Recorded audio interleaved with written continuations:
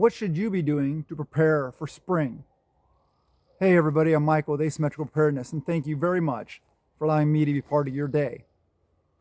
Spring is almost here. What is the number one important thing that I feel every prepper should be doing during the springtime? Some of you probably guessed. Pause the video, comment below, let me know what you think I'm going with this, and then restart the video. We'll have a chat and a conversation in the comment section. One of the most important things as a prepper is the ability to produce your own food. We're coming up to springtime. So what does that mean? We're going to start planting our garden soon. Yes. And I hope you are too. Hope you got your seeds ready. I hope you got your soil amended. Or if not, that you're going to start amending it now. What does that mean? That means putting good quality, well-composted material, organic material into your beds. That means getting your watering system set up. That means all those kind of things. This time of year, got a lot of work going on around here because I have to cut back all the blackberries and stuff and that claimed part of my garden from last year because I just wasn't into gardening last year for some reason. I had a couple raised beds. You know, I still probably had like 8 raised beds, which for a lot of people, that's a lot.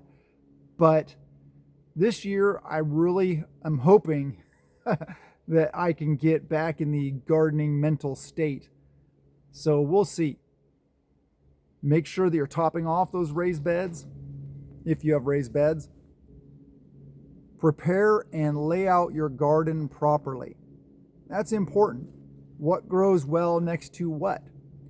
What kind of plants that don't produce food necessarily, but they help keep away critters and bugs? Where are you going to plant those? This is the organization stage. This is how you prepare a proper garden and how you can maximize the output of said garden. We want to produce as much food as possible because the excess, you can freeze dry it, you can dehydrate it, you can can it, you can freeze it if you have to. Not the best option, you know, because if the grid goes down, our freezers go down.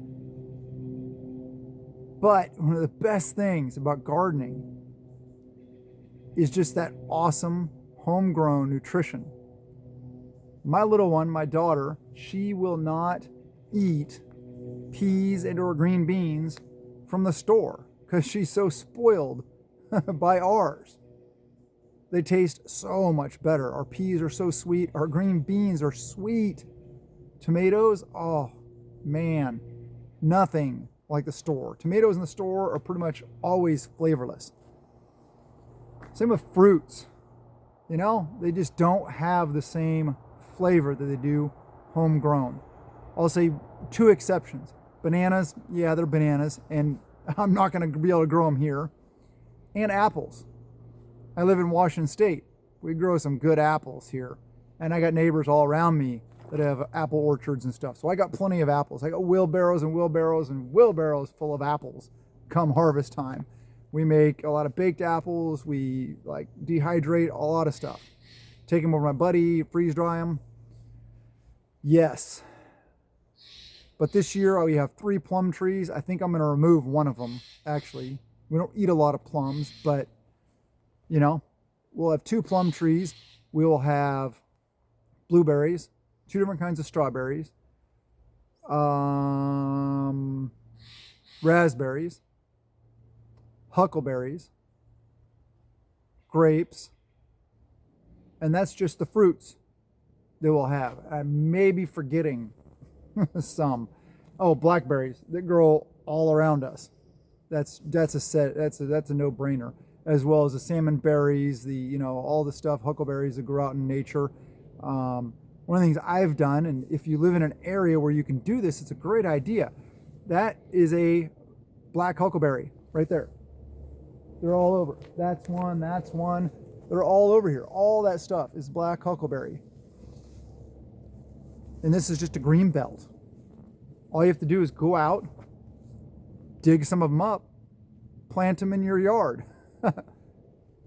Now, I did that a couple years ago, 2 years ago, I think, and I dug up, I think, 16 huckleberry bushes that I planted in my yard. Okay, only 7 or 8 made it through.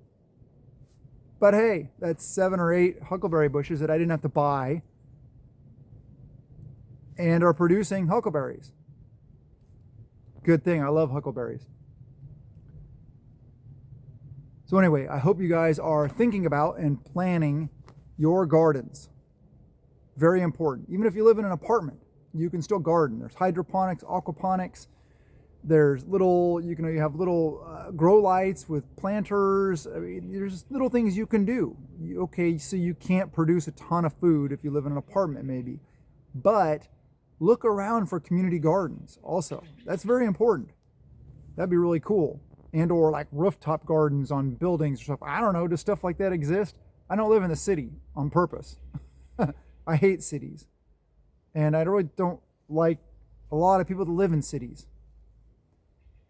But if you haven't started taking action, taking steps towards your garden, you can do it now. Even if you got ground is still frozen, stuff like that, start drawing out your garden. Start planning it. Where are you going to plant what? Start getting your seeds.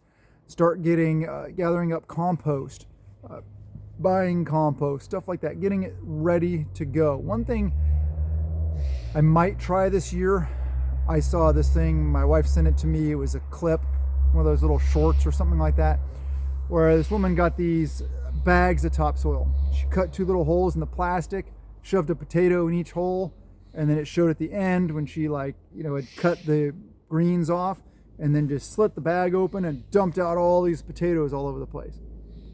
Great idea. I mean, that's not a new idea. I mean, I knew you could do that, but I just thought about that. I'm like, I may do that this year, because then all that extra topsoil, I'll just use that to top off my raised beds.